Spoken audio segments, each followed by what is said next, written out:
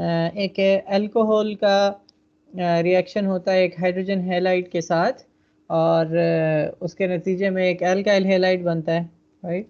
तो इस रिएक्शन के ऊपर हम फोकस कर रहे थे, और इस रिएक्शन के को पढ़ने का मकसद हमने पढ़ा था कि एक तरफ इन एंड ऑफ इटसेल्फ ये रिएक्शन बहुत इंपॉर्टेंट है, एल्काइल हैलाइड्स का बनना, राइट। तो हमने कहा था कि सिंथेटिक ऑर्गेनिक केमिस्ट्री में अल्कोहल्स और एल्काइल हैलाइड्स की इन अ वे सेंट्रल इंपॉर्टेंस है कि आपने किसी भी क्लास से किसी भी क्लास ऑफ ऑर्गेनिक कंपाउंड्स पे जाना हो तो you can think about how can we convert something into an alkyl halide और अल्कोहल, और फिर उसके बाद आप कहीं भी जा सकते हैं।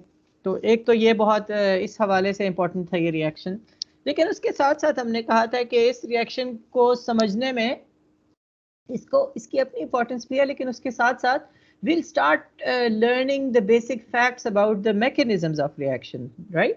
और mechanism से मुराद था कि रिएक्शन कैसे होते हैं, right? हमें जब एक केमिकल इक्वेशन लिखते हैं तो रिएक्टेंट्स होते हैं और वो एक दूसरे के साथ रिएक्ट करते हैं और उससे प्रोडक्ट्स बन जाती हैं, लेकिन बीच बीच में क्या स्टेप्स थे, क्या कोई ऐसी चीज़ें थी जो कि बीच में बनी और फिर आखिर में ख़त्म हो गई, यानी बीच में रिएक्शन के अंदर ही कंज्यूम हो गई। अच्छा, अगर एक स्टेप का प्रोसेस था या एक से ज़्यादा स्टेप्स थे, फिर ये कि अगर ज़्यादा स्टेप्स थे तो क्या उनमें से कोई एक स्टेप तेज़ था, एक आहिस्ता था, सबसे आहिस्ता स्टेप कौन सा था, स्लोएस्ट स्टेप, क्योंकि वही रेट डिटर्मिनिंग स्टेप होता है। फिर इसी से एसोसिएटेड हमने मोलेक्युलैरिटी का कॉन्सेप्ट पढ़ा था कि एक स्टेप रिएक्शन का जो है उसके अंदर जितने रिएक्टेंट्स इन्वॉल्व हैं उसे आप कहेंगे कि ये उसकी मोलेक्युलैरिटी है, राइट। तो जो सबसे स्लो स्टेप होता है किसी भी रिएक्शन का वो रेट डिटर्मिनिंग स्टेप होता है। तो अगर एक मल्टी स्टेप रिएक्शन है तो जो स्लोएस्ट स्टेप होगा उसके अंदर जितने मॉलिक्यूल्स इन्वॉल्व होंगे उसी को आप उस रिएक्शन की मोलेक्युलैरिटी कहेंगे। तो SN जो वन रिएक्शंस जो हमने पहले पढ़े उसके अंदर जो रेट डिटर्मिनिंग जो स्लोएस्ट स्टेप है वही रेट डिटर्मिनिंग होता है। उसके अंदर एक मॉलिक्यूल इन्वॉल्व था, राइट, और वो स्टेप था कि जिसमें एक एल्काइल ऑक्सोनियम आयन कन्वर्ट हो जाता है एक कार्बोकैटायन में। तो चूंकि एक ही alkyl oxonium ion break down हो रहा है, उससे एक वाटर मॉलिक्यूल निकल रहा है और फिर कार्बोकैटायन बन रहा है, तो इसलिए हमने उसको कहा ये वन, हाँ SN1, इसकी मोलेक्युलैरिटी वन है। अच्छा, और हमने कहा था कि चूंकि कार्बोकैटायंस कैटायंस है ना, तो कैटायन चाहे कैटायंस हो एनायंस हो दोनों आयंस हैं, यानी न्यूट्रल मॉलिक्यूल्स नहीं है, आयनिक हैं, इसका मतलब अनस्टेबल हैं, उनकी एनर्जी ज़्यादा है। तो इस तरह की स्पीशीज़ बनती नहीं है। आमतौर पर जो अनस्टेबल चीज़ें होती है बनती वही है कि जो स्टेबल हों। लेकिन हमने कहा कि if we compare different ions तो डिफरेंट कार्बोकैटाइंस कौन से हैं जिसके अंदर कार्बन के ऊपर पॉजिटिव चार्ज है। तो अगर कार्बन के ऊपर पॉजिटिव चार्ज है लेकिन उसके साथ एक एल्काइल ग्रुप लगा हुआ हो, उस कार्बन के साथ एक एल्काइल ग्रुप लगा हुआ हो जिसके ऊपर पॉजिटिव चार्ज है, तो हम उसे प्राइमरी कैटाइन कहते हैं, राइट। भी ना कार्बन लगा हो तो मेथिल कैटाइन। और अगर दो कार्बन लगे हुए, दो एल्काइल ग्रुप्स लगे हुए तो सेकेंडरी कार्बोकैटाइन। और फिर अगर जिस पॉजिटिवली चार्ज कार्बन के ऊपर 3 एल्काइल ग्रुप्स लगे हुए तो उसे टर्शरी कार्बोकैटाइन कहते हैं। हमने कहा था चूंकि alkyl groups electron donating groups होते हैं, इसलिए जितने ज़्यादा एल्काइल ग्रुप्स लगे हुए होंगे कार्बोकैटाइन के साथ उतने इलेक्ट्रॉन्स वो ज़्यादा डोनेट करेंगे। इसका मतलब है कार्बोकैटाइन के ऊपर पॉजिटिव चार्ज उतना ही कम हो जाएगा। और हर वो चीज़ जो किसी आयन के चार्ज को कम करे वो उसको स्टेबलाइज करती है, यानी कम रिएक्टिव बनाती है निस्बतन। तो इसलिए हमने कहा था कि टर्शरी कार्बोकैटाइन सबसे ज़्यादा स्टेबल होता है among the carbocations, not as compare to the neutral species but among the carbocations tertiary carbocation सबसे ज़्यादा स्टेबल होता है क्योंकि इसको 3 एल्काइल ग्रुप्स इलेक्ट्रॉन्स डोनेट कर रहे हैं। उसके बाद सेकेंडरी, और हमने कहा था secondary carbocation is kind of threshold, right. अगर सेकेंडरी से भी कम सब्स्टिट्यूशन हो कार्बोकैटाइन की, जैसे प्राइमरी है या मेथिल कार्बोकैटाइन है, वो इतने अनस्टेबल होते हैं कि हम कोई ऐसा रिएक्शन मैकेनिज्म प्रपोज नहीं करते जिसके अंदर प्राइमरी कार्बोकैटायन बन रहा हो, राइट। प्राइमरी कार्बोकैटायन और मेथिल कार्बोकैटायन नहीं बनते। तो इसलिए हमने कहा था कि जब अल्काइल हैलाइड्स बनते हैं अल्कोहल से, तो बीच में अगर टर्शरी कार्बोकैटायन बनने का स्टेप है तो फिर तो हम इसको इस तरह का रिएक्शन मैकेनिज्म प्रपोज करेंगे कि पहले प्रोटॉन ट्रांसफ़र होकर अल्काइल ऑक्सोनियम आयन बने, फिर अल्काइल ऑक्सोनियम आयन वो डिसोसिएट हो जाए वो और फिर उससे कार्बोकैटायन बने, और फिर कार्बोकैटायन के ऊपर एक हैलोजन अटैक करे और अल्काइल हैलाइड बन जाए, हैलाइड अटैक करे और अल्काइल हैलाइड बन जाए।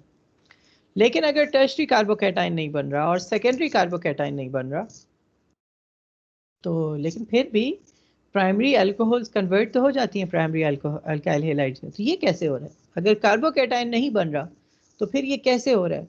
तो फिर हमने कहा कि towards the end of our discussion, second last chapter before we finished, हमने ये कहा कि फिर हमें एक ऐसा मैकेनिज्म सोचना होगा कि जिसमें कार्बोकैटायन बने बगैर अल्कोहल अल्काइल हैलाइड में कन्वर्ट हो रही है।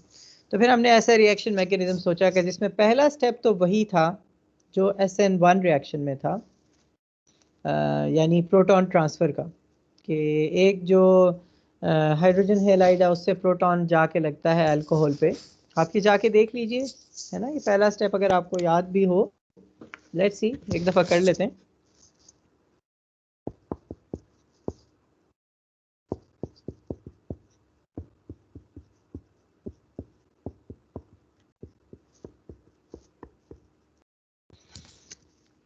राइट, ये रिएक्टेंट्स हैं। तो पहला स्टेप है प्रोटॉन ट्रांसफ़र का, और प्रोटॉन ट्रांसफ़र इसलिए हो रही है कि ब्रोमीन पार्शली नेगेटिव चार्ज है और पार्शली पॉजिटिवली चार्ज है हाइड्रोजन, और यहाँ पर जो ऑक्सीजन है उसके पास अल्कोहल में दो लोन पेयर्स हैं इलेक्ट्रॉन्स के ऑक्सीजन के पास, और फिर उसके साथ जो टर्शरी जो वो सारे इलेक्ट्रॉन डोनेटिंग है, इसलिए बहुत इलेक्ट्रॉन रिच है।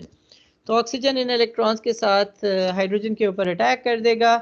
हाइड्रोजन ये अपने बॉन्ड के दोनों इलेक्ट्रॉन्स ब्रोमीन को दे देगा, और तो जो हमारे पास प्रोडक्ट बनेगी वो it is this,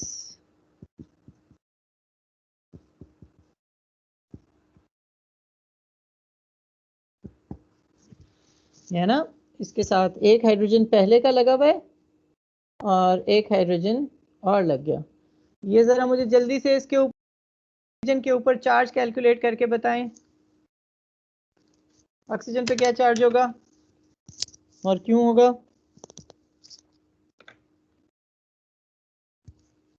+1 sir. +1, good. कैसे +1 कैलकुलेट किया मरियम? और वैलेंस इलेक्ट्रॉन 6 हैं तो -3 बॉन्ड बनाए हुए हैं +2 लोन इलेक्ट्रॉन्स। 6 - +1, गुड। 6 - 5 = +1। तो इस ऑक्सीजन के ऊपर +1 चार्ज होगा। तो मरियम के अलावा कोई और बताए कि इस आयन को क्या कहते हैं?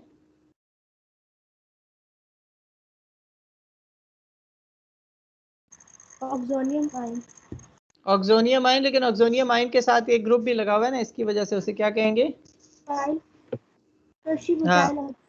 Tertiary butyl oxonium ion. और ये जिस क्लास से बिलोंग करता है वो क्लास है alkyl oxonium ion, right. Butyl हो सकता था, पेंटाइल, कुछ भी हो सकता था, तो एल्काइल ऑक्सोनियम आयन, राइट। तो ये this is a tertiary butyl oxonium ion. ये पहला स्टेप हमने कहा कि अगर प्राइमरी अल्कोहल्स हो या सेकेंडरी हो या टर्शरी हो, सब में इसी तरह का होगा। लेकिन इसके बाद जो अगला स्टेप था, जो हमने कहा था कि जिसमें ये ऑक्सीजन के ऊपर पॉजिटिव चार्ज आया हुआ और वैसे भी इलेक्ट्रोनेगेटिव है, तो ये इलेक्ट्रॉन्स लेके चला जाएगा इस बॉन्ड के, और इसके नतीजे में हमारे पास एक टर्शरी कार्बोकैटायन बन जाएगा।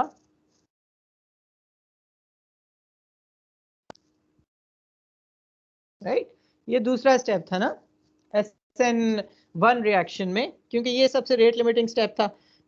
तो ये इसलिए हो जाएगा, पॉजिटिवली चार्ज कार्बोकैटायन बन जाएगा क्योंकि इसमें 3 इलेक्ट्रॉन डोनेटिंग मिथाइल ग्रुप्स लगे हुए हैं इसके साथ, राइट। तो ये तो बन जाएगा।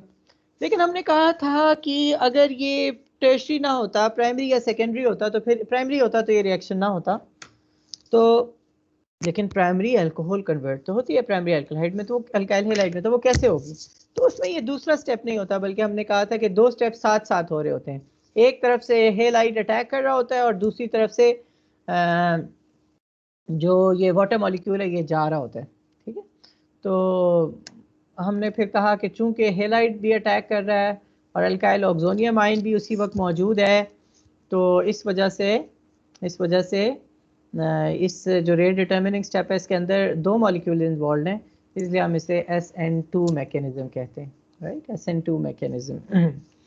और फिर हमने स्टीरियोकेमिस्ट्री के बारे में थोड़ा सा पढ़ा था, बल्कि मैंने कहा था कि शायद ब्रीफली बताया था आपको कि चूंकि वाटर मॉलिक्यूल लगा हुआ है ना और वो निकल रहा है और साथ साथ ब्रोमाइड आके लग रहा है, तो इसका मतलब क्या है कि जिस तरफ जो अल्काइल ग्रुप का जो कार्बन है जिसके साथ वाटर लगा हुआ है और जिसके ऊपर जाके बाद में हैलोजन ने लगना है, ये वाला जो कार्बन है, ये वाला कार्बन, तो ये नजर आ रहा है ना आपको? Yes sir. तो ये वाला कार्बन जो है इसके जिस तरफ वाटर मॉलिक्यूल है साथ साथ इसने लीव करना है और साथ साथ ही हैलोजन ने अटैक करना है, तो इसका मतलब है जिस तरफ वाटर मॉलिक्यूल है उधर से हैलोजन नहीं आएगा बल्कि उसकी ऑपोजिट साइड से आएगा, है ना। जबकि तो इसलिए इसकी स्टीरियोकेमिस्ट्री इन्वर्ट हो जाएगी, ठीक है, इन्वर्जन हो जाएगी। लेकिन उसके मुकाबले में जो पहला वाला मैकेनिज्म था SN1, उसमें पहले कार्बोकैटायन बनता है, राइट, और फिर उसके बाद उसी जगह पर वो हैलोजन ऐड हो सकता है, तो उसमें स्टीरियोकेमिस्ट्री का कोई रोल नहीं है। ओके, अगर हम रिएक्शन के इंटरमीडिएट्स के ऊपर गौर करें, now we are comparing the SN1 and SN2 mechanism, all right, so this is the first thing that I'm going to describe after this introduction. Comparisons हम compare कर रहे हैं SN1 और SN2 reactions को, लेकिन इससे पहले कि मैं करूं, अभी तक जो कुछ मैंने कहा अगरचे ये दोहराया गया है और पहले एटलीस्ट 2 दफ़ा ये बात हुई भी है, लेकिन कोई सवाल हो, आपने एग्ज़ाम भी ज़ाहिर है इसमें से दिया, तैयार किया, कोई सवाल हो तो आप प्लीज़ कर सकते हैं, अदरवाइज़ मैं आगे बढ़ूँगा।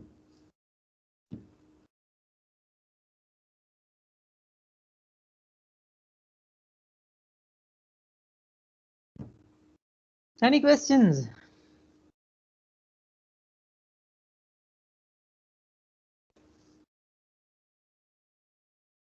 अब्दुल रहमान खान, समझ में आ रहा है?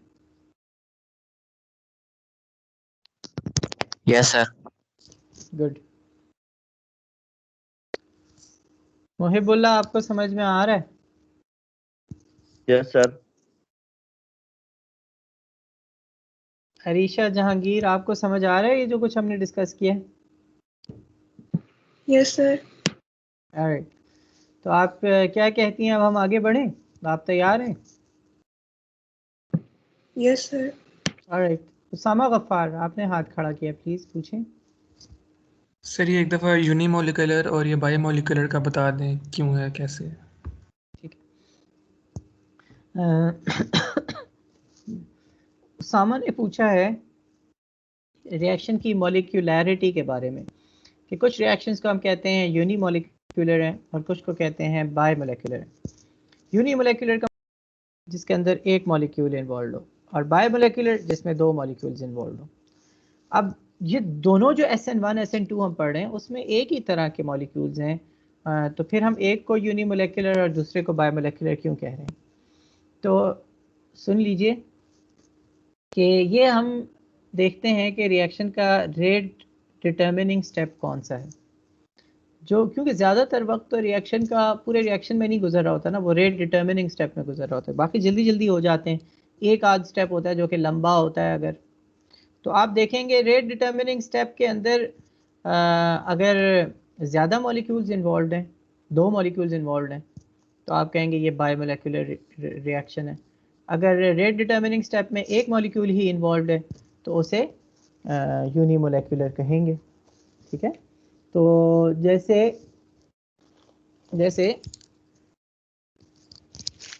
अभी हमने ये SN1 और SN2 रिएक्शन पढ़े, मैं इन दोनों रिएक्शंस का रेट डिटर्मिनिंग स्टेप लिखता हूँ, ठीक है, और फिर आप मुझे बताएंगे कि ये इसकी मोलेक्युलैरिटी क्या है?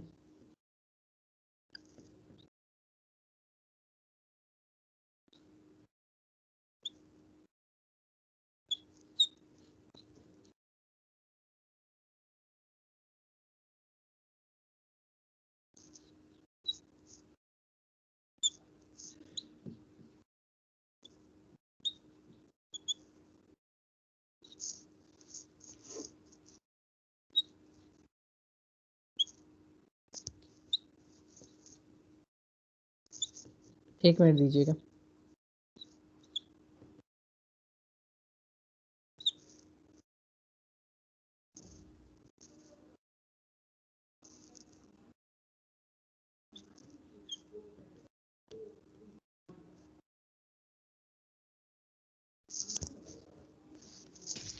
बस ये एक मिनट मुझे और दीजिएगा। ये मैं लिख के फिर मैं आपको I'll just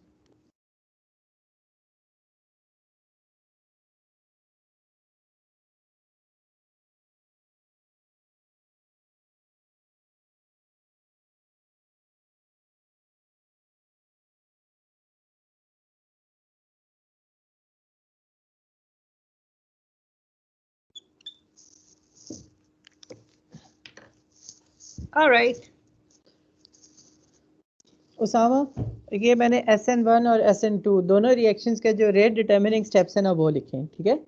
ऊपर वाला जो मैकेनिज्म है इसमें आपको क्या नज़र आ रहा है कि एक टर्शी ब्यूटाइल ऑक्सोनियम आयन है, उसमें से वाटर मॉलिक्यूल निकल गया और एक टर्शी कार्बोकैटायन बन गया। ये बात सबको समझ आ रही है उसामा? Yes sir. ऑलराइट, तो इसके रिएक्टेंट्स में कितने मॉलिक्यूल्स हैं? सर 2 मॉलिक्यूल्स हैं। नहीं, रिएक्टेंट्स कितने हैं इसके? एक ही रिएक्टेंट है सर, एक ही। हाँ हाँ, कौन सा रिएक्टेंट है? टर्शी ब्यूटाइल ऑक्सोनियम आयन, है ना? यस है ना? सर। और वो उससे वाटर मॉलिक्यूल निकल रहा है और इससे जो चीज़ बन रही है वो टर्शी कार्बोकेटायन है। अच्छा, अब ज़रा नीचे वाला देखिए। अभी जो नीचे वाला रिएक्शन है इसके अंदर एक तो वही है टर्शी ब्यूटाइल ऑक्सोनियम आयन, लेकिन इसके ऊपर अटैक करने वाली एक स्पीशीज भी है। वो क्या है? एल्काइल ग्रुप सर, ये क्लोराइड। नीचे, हाँ इधर ब्रोमाइड मैंने लिखी हुई है ना, ये देखें ब्रोमाइड। नजर आ रहा है ना, ब्रोमाइड है, राइट? Yes sir. अच्छा, अब मुझे बताइए, अब इसके अंदर कितने मॉलिक्यूल्स इन्वॉल्व हैं इस स्टेप में? सर 2 मॉलिक्यूल्स हैं। 2 मॉलिक्यूल। कौन कौन से? ये alkyl oxonium ion and bromide. Bromide 2। तो इसकी मोलिकुलैरिटी होगी 2। ये बाय मोलिकुलर है, ठीक है स्टेप, और ऊपर वाला यूनिमोलिकुलर है। ठीक है सर, सही, ऑलराइट, थैंक यू। तो ये जो पहला वाला है इसको हम कहेंगे ये SN1 रिएक्शन है, दूसरे वाले को कहेंगे SN2 रिएक्शन। और किसी ने कोई सवाल पूछना हो तो प्लीज।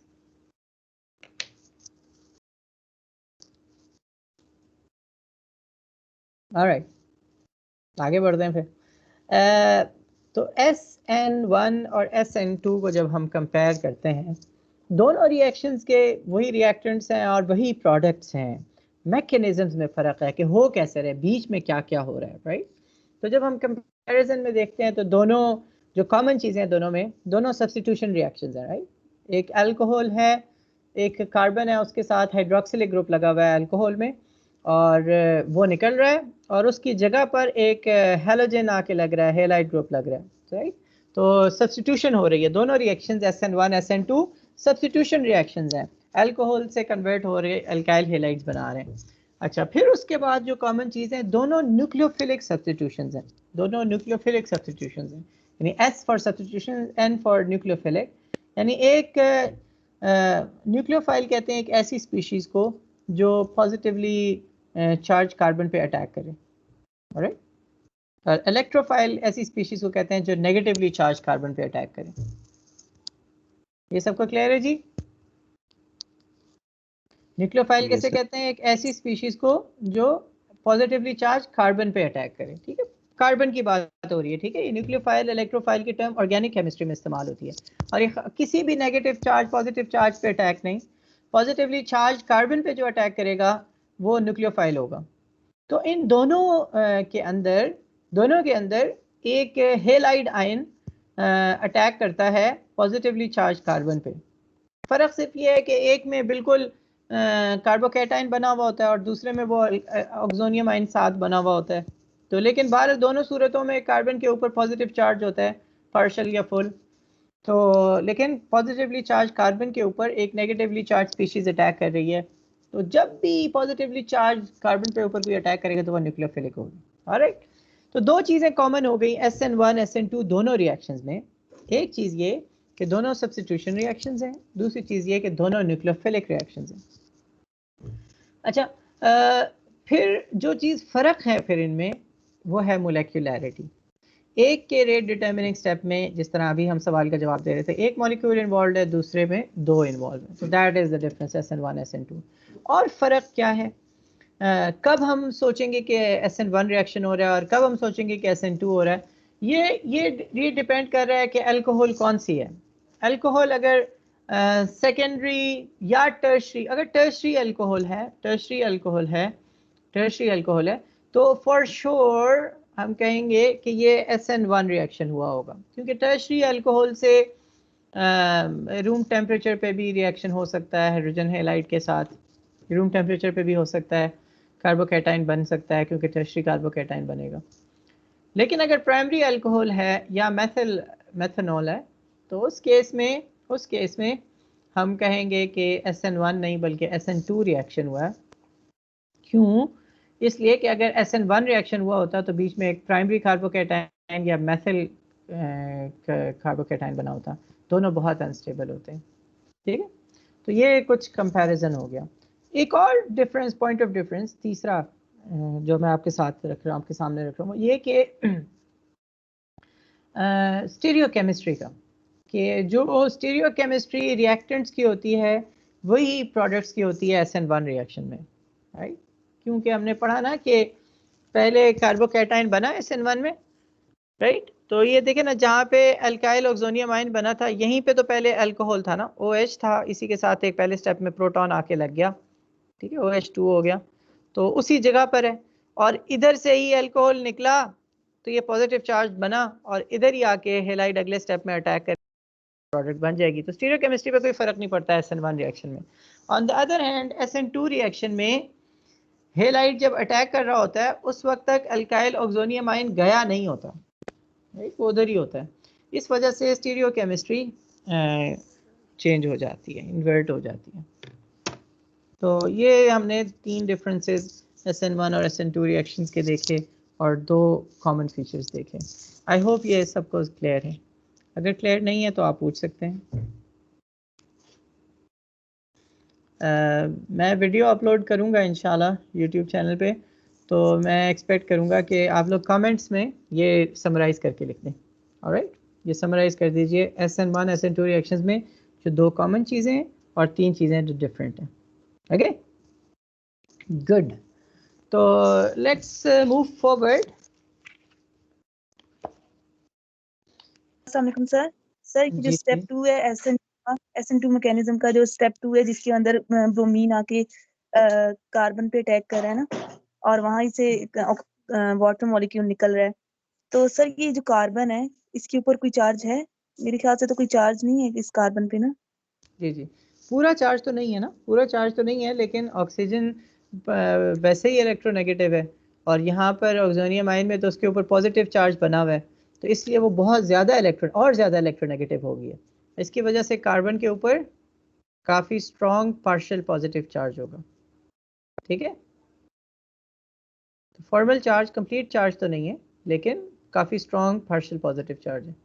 जवाब मिल गया आपको? Yes sir. एग्री भी करती हैं आप इससे? Yes sir. Alright, good.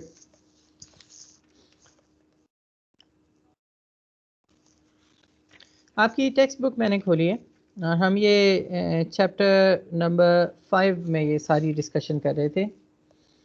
एक चीज़ और मैं चाहूँगा कि आप इसको नोट कर लीजिए डिफरेंसेस में। चौथा डिफरेंस SN1 और SN2 रिएक्शन में, और वो है कि जो दरमियान में जो स्पीशीज़ बन रही हैं उनका, कि जो कार्बोकैटाइन है वो बन रहा है SN1 रिएक्शन में, SN2 में नहीं बन रहा। तो जो चीज़ बन रही है उसे हम क्या कहते हैं, राइट? हमने कहा था हर स्टेप के अंदर जो चीज़ बन रही होती है उसे इंटरमीडिएट कहते हैं, सॉरी उसे ट्रांजिशन स्टेट कहते हैं, जो कि बहुत हाई एनर्जी कम्प्लेक्स होता है और वो उसे हम आइसोलेट नहीं कर सकते, इतनी एनर्जी होती है। लेकिन इंटरमीडिएट्स वो होते हैं कि जो बनते हैं रिएक्शन में लेकिन उसी के अंदर कंज्यूम हो जाते हैं, लेकिन बनते हैं राइट। तो इंटरमीडिएट आइसोलेट भी हो सकते हैं लेकिन ट्रांजिशन स्टेट आइसोलेट नहीं हो सकती। वो एक इमेजिनरी मॉलिक्यूल है, हमने सोचा हुआ है कि ऐसा वक्त एक होगा जिसमें इस तरह का मॉलिक्यूल बना होगा। तो ये मैं दोनों आपको सामने लिख देता हूँ SN1 और SN2 के, और फिर हम ये ज़रा इस डिस्कशन को थोड़ा सा और फैला लेते हैं कि इसका मतलब क्या है, पॉइंट को एक्सप्लेन करने के लिए। एक टर्शरी कार्बोकेटाइन बन रहा है और एक SN1 रिएक्शन है जिसके अंदर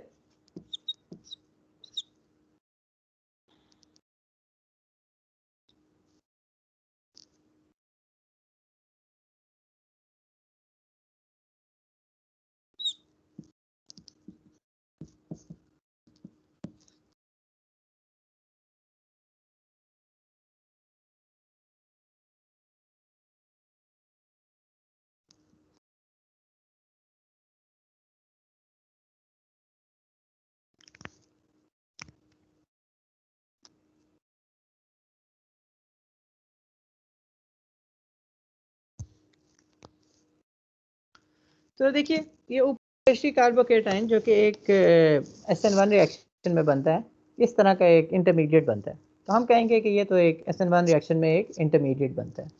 अब हम बात करते हैं SN2 रिएक्शन में, जिसके अंदर ये पिछले मैंने गलती की थी, आपको मैंने इधर टर्शरी ही अल्कोहल लिख दी थी, हालांकि हमने कहा था कि प्राइमरी या सेकेंडरी अल्कोहल में होता है, तो इसको करेक्ट कर लीजिएगा। तो ये एक प्राइमरी अल्कोहल मैंने बनाई हुई है, ये प्राइमरी अल्कोहल थी जिसका पहला स्टेप हो गया रिएक्शन का प्रोटॉन ट्रांसफ़र का, और इसने एक हाइड्रोजन हेलाइड पर अटैक करके एक प्रोटॉन एक्सेप्ट कर लिया, राइट। तो ये एक प्राइमरी अल्कोहल का, फिर उसके बाद इसके ऊपर पॉजिटिव चार्ज आ गया। अब होता ये है कि दूसरे स्टेप में वैसे जब कार्बोकेटाइन बनना था उस SN1 में, इधर तो नहीं बनेगा, ब्रोमाइड आयन जब इसके ऊपर अटैक करेगा इस कार्बन के ऊपर, राइट, उसके नतीजे में एक वक्त ऐसा आएगा कि इस कार्बन का आधा सा बॉन्ड होगा इस ऑक्सीजन के साथ, तो एल्काइल ऑक्सोनियम आयन वाली है, और आधा सा बॉन्ड होगा इस ब्रोमीन के साथ।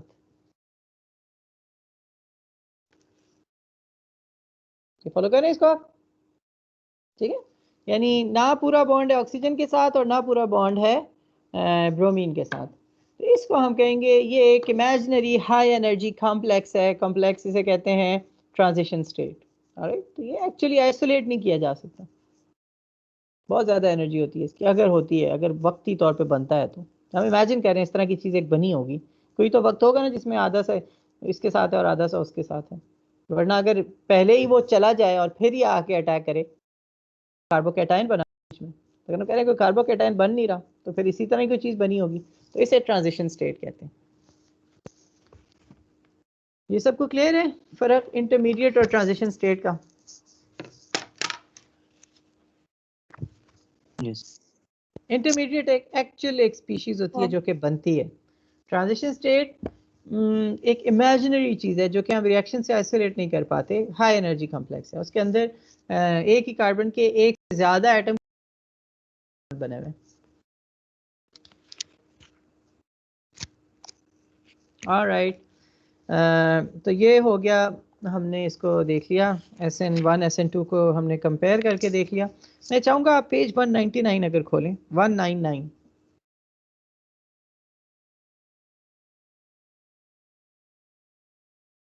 जब खोल लें तो मुझे बता दें सारे लोग।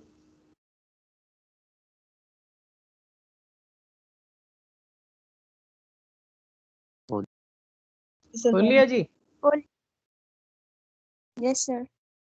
ऑलराइट, तो इस पेज 190 पे लिखा हुआ है, क्या लिखा हुआ है, बड़ी हेडिंग क्या है, section 5.14 Other methods for converting alcohol to alkyl halide. हाँ जी, तो एक तरीका तो हमने देख लिया SN1 और SN2 मैकेनिज्म के थ्रू यानी सब्स्टिट्यूशन, न्यूक्लियोफिलिक सब्स्टिट्यूशन के थ्रू हम अल्कोहल्स को कन्वर्ट कर सकते हैं अल्काइल हैलाइड्स में। लेकिन उसके अलावा और तरीके भी हैं, और वो तरीके हमें क्यों पता होने चाहिए, इसलिए कि सिंपली अल्काइल हैलाइड्स की सिंथेटिक ऑर्गेनिक केमिस्ट्री में इतनी इंपॉर्टेंस है कि we have to know this. तो alkyl halides are such useful starting materials for preparing other functional group types that chemists have developed several alternative methods for converting alcohols to them. All right. Of these, those based on thionyl chloride, SOCl2, thio prefix जब भी आ जाए ना तो आप समझें कि इधर sulphur का जिक्र हो रहा है, ठीक है। Thio is for like thiol is like SOH, alcohol, SH, like OH है alcohol और OH है thiol, right? तो thionyl chloride is SOCl2. And the phosphorus trihalides PCl3, PBr3, ये इनका खास मेंशन उसने किया हुआ है इन तीन को, कि जब भी आप SOCl2 या PCl3, PBr3 इनके साथ किसी अल्कोहल को ट्रीट करेंगे तो उससे भी अल्काइल हैलाइड बन जाएगा। Thionyl chloride reacts with alcohols to give alkyl chlorides, ये रिएक्शन दिया हुआ है ROH plus SOCl2, RCl plus SO2 plus HCl. The reactions are typically carried out in the presence of an amine such as pyridine or triethylamine. एक amine की presence में reaction करते हैं, तो वो क्यों करते हैं ये आगे आपको समझ में आ जाएगी, क्योंकि in such cases the amine acts as both a Bronsted base and a catalyst, ठीक है। तो amine reacts as a Bronsted base, और Bronsted base का मतलब क्या है? Bronsted base क्या होती है?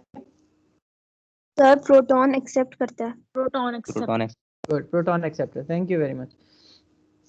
तो प्रोटॉन एक्सेप्टर जो है वो ब्रॉन्स्टेड बेस होती है। तो ये एथिलअमीन, अब इस केस में उसने जो इक्वेशन लिखी हुई है उसमें लिखा हुआ है, तो ट्राई एथिलअमीन ये स्ट्रॉन्ग बेस होगी या वीक बेस होगी, ये कौन बताएगा मुझे, और मैं वजह भी पूछूंगा। ट्राई एथिलअमीन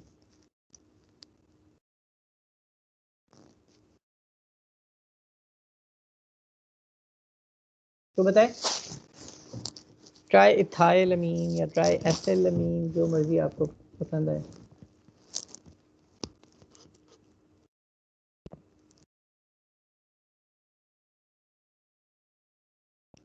सर स्ट्रॉन्ग बेस होगी। क्यों उसामा, क्यों आप क्यों कह रहे हैं कि स्ट्रॉन्ग होगी? मैं इसका स्ट्रक्चर ड्रॉ कर देता हूँ इधर, और फिर आप साथ साथ सोच के मुझे जवाब दे दीजिए।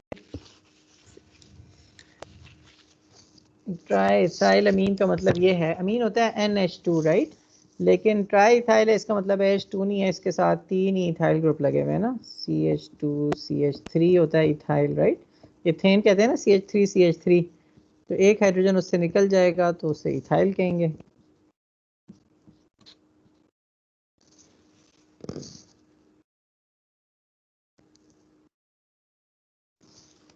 जी बताइए। सर एक तो electron donating effect of alkyl groups, उसकी वजह से क्या होगा, वो किसको इलेक्ट्रॉन डोनेट करेंगे? जो लोन पेयर है उसके नाइट्रोजन के पास, वो उसके नेगेटिव चार्ज को उतना ही एनहांस करेगा जिसकी वजह से वो एक स्ट्रॉन्ग न्यूक्लियोफाइल की तरह एक्ट करेगा और प्रोटॉन को एक्सेप्ट कर सकता है। गुड, न्यूक्लियोफाइल की तरह एक्ट करना ना चाहिए, क्योंकि न्यूक्लियोफाइल प्रोटॉन पे एक्सेप्ट कर रहा है ना, तो फिर बेस का ही है। अगर कार्बन पे अटैक कर रहा होता ना तो फिर न्यूक्लियोफाइल कहते हैं, ठीक है। ठीक है। तो ये लुइस कॉन्सेप्ट के हिसाब से उसामा ने बहुत अच्छी एक्सप्लेनेशन दी कि लुइस बेस क्या होती है। कोई और बताया उसामा के अलावा, लुइस बेस क्या होती है? Electron acceptor. ये कौन था भाई, गलत बात, गलत बात। Electron donator. हाँ, electron donor, electron pair donor को लुइस बेस कहते हैं राइट। अच्छा, तो स्ट्रॉन्ग लुइस बेस कौन सी होगी? जो ज़्यादा आसानी से इलेक्ट्रॉन पेयर डोनेट करे। तो नाइट्रोजन के पास लोन पेयर ऑफ इलेक्ट्रॉन्स होता है, तो इसलिए वो आसानी से इलेक्ट्रॉन पेयर डोनेट करता है, वो कर सकता है क्योंकि लोन पेयर है ना। लेकिन सिर्फ यही नहीं है ट्राईइथाइलअमीन में, बल्कि इसके साथ जैसे उसामा बता रहे थे, एक इथाइल नहीं, दो इथाइल नहीं, 3 इथाइल ग्रुप्स लगे हुए हैं, 3 इथाइल ग्रुप्स, और इथाइल ग्रुप्स अल्काइल ग्रुप्स हैं, तीनों इलेक्ट्रॉन डोनेटिंग ग्रुप्स हैं, तीनों इलेक्ट्रॉन्स दे रहे हैं इस नाइट्रोजन को।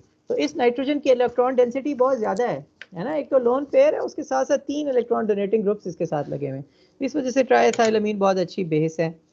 ये बेस के तौर पे काम करेगी और एक प्रोटॉन एक्सेप्ट कर लेगी बहरहाल, और उसके नतीजे में जो भी अल्कोहल है वो कन्वर्ट हो जाएगी एक अल्काइल हेलाइड में। इसमें फिर उसने of configuration is not alcohols are, इसकी भी कॉन्फ़िगरेशन ऑपोजिट हो जाती है SN2 की तरह। The reaction mechanism differs according to whether the alcohol is primary, secondary or tertiary and whether it is carried out in the presence of an amine or not. तो reaction mechanism फ़र्क होगा depending on आपने primary alcohol use किया है, secondary use किया है या tertiary use किया है, और साथ में अमीन यूज़ किया है या नहीं की। ठीक है, तो when an amine is present we can regard it as proceeding in two stages, each of which involves more than one elementary steps. In the first stage, तो दो स्टेजेस हैं, हर स्टेज में कई स्टेप्स हैं अगर अमीन इस्तेमाल हुई। In the first stage reaction with thionyl chloride converts the alcohol to a chlorosulfide. Pyridine shown above the arrow in the equation acts as a catalyst in one reaction and as a weak base in another. तो इसीलिए catalyst है ना कि एक में वो proton accept करी, एक में डोनेट करी है, तो वो वैसे की वैसे ही रही। तो triethylamine can serve the same function. तो वो कोई भी आपको बेसिक बेस चाहिए ना, पेरिडीन हो, ट्राइएथाइलमीन हो, तो ये स्टेप लिखा हुआ है। ये अल्कोहल है, उसको थाइनाइल क्लोराइड, हम पेज 200, तो अल्कोहल है और फिर उसको थाइनाइल क्लोराइड के साथ ट्रीट किया। ये पेरिडीन एरो के ऊपर लिखी हुई है। Pyridine is like the 6 membered ring with 1 nitrogen and with aromaticity, right. Benzene ring जिसके अंदर एक नाइट्रोजन लगा उसे पेरिडीन कहते हैं। तो ये पेरिडीन एक प्रोटॉन एक्सेप्ट कर लेती है, नाइट्रोजन के ऊपर पॉजिटिव चार्ज आ गया है। ये बताइए कैसे आया है पॉजिटिव चार्ज?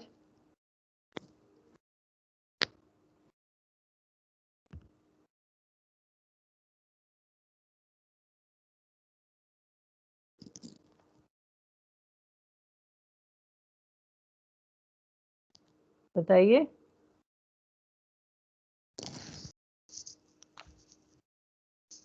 सर उसने प्रोटॉन एक्सेप्ट कर ली। हाँ, तो फॉर्मल चार्ज कैसे कैलकुलेट करते हैं उसके हिसाब से बताएं ना Usama.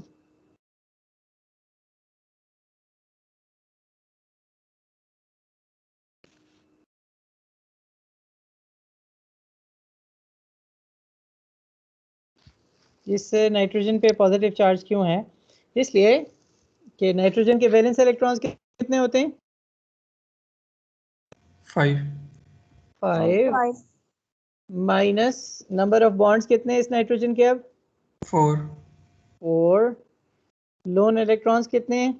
0 5 minus 4 is equal to 1। ठीक है, तो +1 चार्ज आ जाएगा।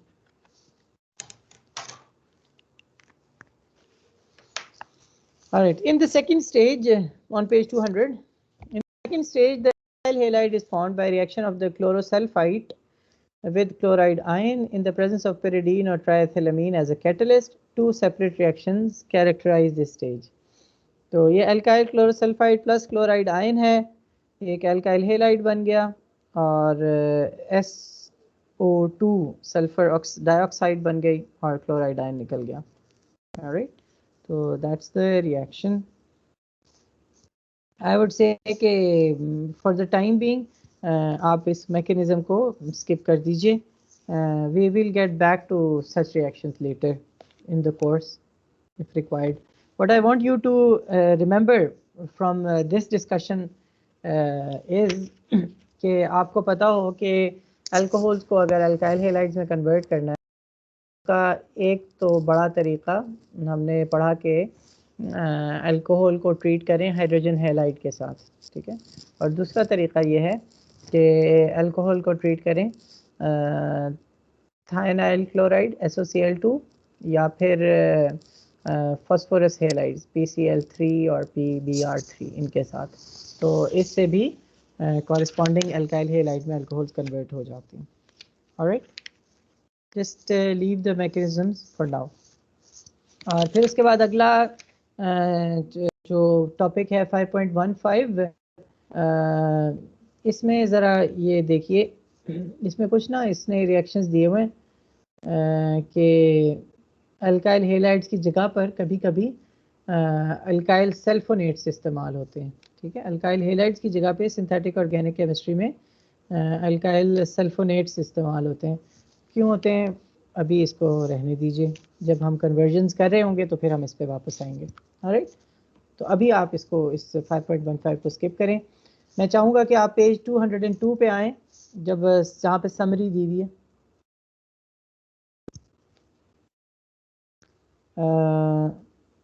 ये सारा कुछ हमने पढ़ा हुआ है। मैं चाहूँगा कि आप लोग ये पढ़ लीजिए खुद से, ठीक है, और get back to me then. Table 5.3 page 203 पे दिया हुआ है और इसमें रिएक्शंस बताए हुए हैं, conversion of alcohols to alkyl halides and sulphonates. सबसे पहले तो वही पहला रिएक्शन है जो हमने किया इसके अंदर सेक्शन 5.7 में, कि एक अल्कोहल का हाइड्रोजन हैलाइड से रिएक्शन हुआ, उससे अल्काइल हैलाइड और वाटर बन गया। आप फॉलो कर रहे हैं ना? Yes sir.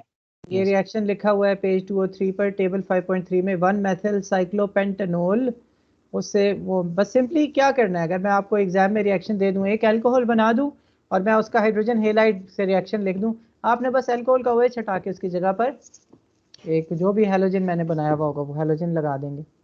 ठीक है, तो 1 मेथिल साइक्लोपेंटेनॉल से 1 क्लोरो 1 मेथिल साइक्लोपेंटेन बन गया।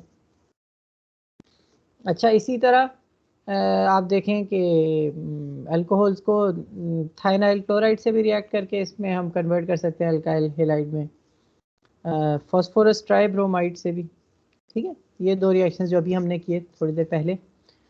तो वैसे आप देखिए, जब तो general as a rule of thumb, tertiary alcohol हो या सेकेंडरी अल्कोहल हो, टर्शरी अल्कोहल या सेकेंडरी अल्कोहल हो, तो उसको आप हाइड्रोजन हैलाइड से रिएक्ट करके अल्काइल हैलाइड में कन्वर्ट करेंगे। अगर प्राइमरी अल्कोहल हो तो अगरचे वो भी SN2 से कन्वर्ट हो सकती है थ्रू हाइड्रोजन हैलाइड, लेकिन बेहतर यही है कि अगर प्राइमरी अल्कोहल है तो आप थायनाइल क्लोराइड या फिर फास्फोरस ट्राईहेलाइड के साथ उसे कन्वर्ट करें अल्काइल हैलाइड में। ऑलराइट, फिर उसमें आखिर में उसने वो रिएक्शन दिया हुआ है कि अल्काइल सल्फोनेट्स में कैसे कन्वर्ट किया जा सकता है अल्कोहल्स को, और ये क्यों ज़रूरी है ये अभी हमने ज़रा सा आखिरी सेक्शन में देख लिया कि कहीं कहीं पे अल्काइल हैलाइड्स हमारे लिए फिजिबल नहीं होते, तो हम उसमें अल्काइल हैलाइड की जगह पे उनके अल्काइल सल्फोनेट्स इस्तेमाल करते हैं। फॉर द टाइम बिंग आप इसे छोड़ दीजिए। Alright, so this is it for this chapter. इस चैप्टर के बाद स्टार्टिंग फ्रॉम टुमारो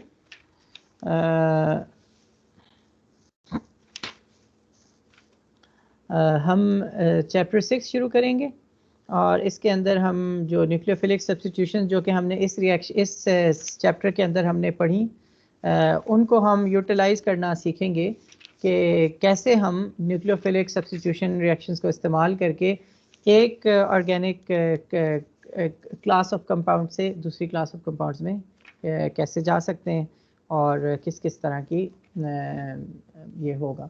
तो ये ज़रूरी नहीं है ये सारे सेक्शंस इसके हम उस तरह से पूरे पढ़ेंगे नहीं, लेकिन मैं आपको लेक्चर इसका सारे का दूंगा। Alright, once we finish this तो फिर उसके बाद हम एल्कीन्स और फिर एल्काइंस की तरफ जाएंगे। तो मैं एक्सपेक्ट करूंगा कि आप ये चैप्टर 5 आज एक दफ़ा दोहरा लेंगे और कल की क्लास में फिर हम न्यूक्लियोफिलिक सब्स्टिट्यूशंस पे आएंगे। मैं ये वीडियो अपलोड करता हूँ, आपने उसके कमेंट में आपने मुझे बताना है SN1 और SN2 मैकेनिज़म्स के अंदर 2 कॉमन चीज़ें क्या हैं और 4 चीज़ें क्या हैं जो कि मुख्तलिफ हैं, और साथ आपने उसी कमेंट में ये भी लिखना है कि थायनाइल क्लोराइड और फास्फोरस ट्राईहेलाइड्स का क्या इस्तेमाल है और कब हम करते हैं। ये मैं क्वेश्चन में उधर लिख भी दूंगा, मैं वीडियो की डिस्क्रिप्शन में लिख दूंगा, आप लोग आगे फिर कमेंट में कर दीजिएगा। Alright, if there is any question